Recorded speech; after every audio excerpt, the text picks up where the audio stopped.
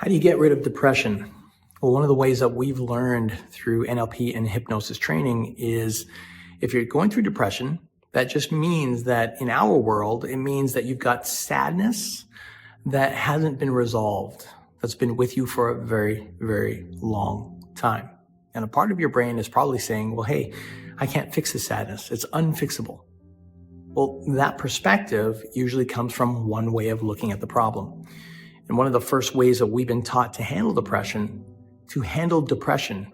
is to change the way we perceive that problem. Depression is a result of looking at how we look at certain things, situations, experiences. And if we can find a more empowering, a more positive, a more helpful meaning to that situation, then a lot of times that depression feeling changes to something more usable, something a little bit more helpful. For example, when my dad passed away, my first belief about my dad passing, before he passed, like within the month that he was fading away, I was sinking into this deep, deep, dark, what I call depression, because it was consuming my mind. I couldn't think about anything else. I would be at work staring at the wall because all I thought about was my dad's pain. Well, using hypnosis and NLP and blending it through our special way of blending it, what we learned is that I was able to reframe, or I could reframe my perspective on my dad's passing.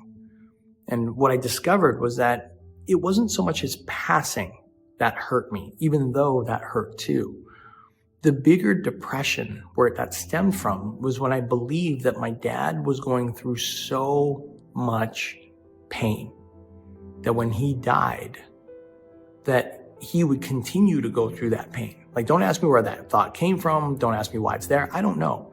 All I knew is that that was what I was fighting. And I didn't know that it was actually running that deeply, that detailed, until we did some of the hypnosis and NLP work.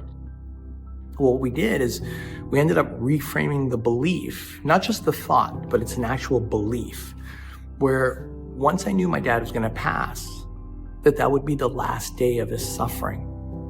And that even though I couldn't help him, even though I desperately wanted to, knowing that if he passed, when he passed, that suffering would end with his passing, and that he could be in a place where he could actually feel happy.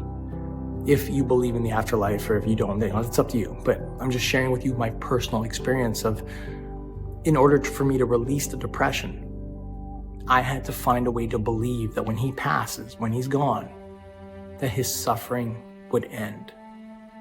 And there's techniques that we use in order to put that into my subconscious brain, like the part of your brain where you're not thinking, it's just on autopilot, kind of like where habits come from. I had to create the habit of knowing that when he passes, that's it, he'll be okay. And then now, fast forward to today, for me, and I'm sharing with you my personal experience so you understand why I'm bringing this up. When I think about my dad, all I imagine is that he's up in the sky, he's got angels hanging on to each side of his arms, so he's never gonna fall, and that he's always stuffing his face with pie because the man loved to eat. Like, that's, to this day, that's the image I see of him. And because I see that of my dad, even though I miss him dearly, the feeling of knowing that he's okay, it changed the feeling of depression into a version of love.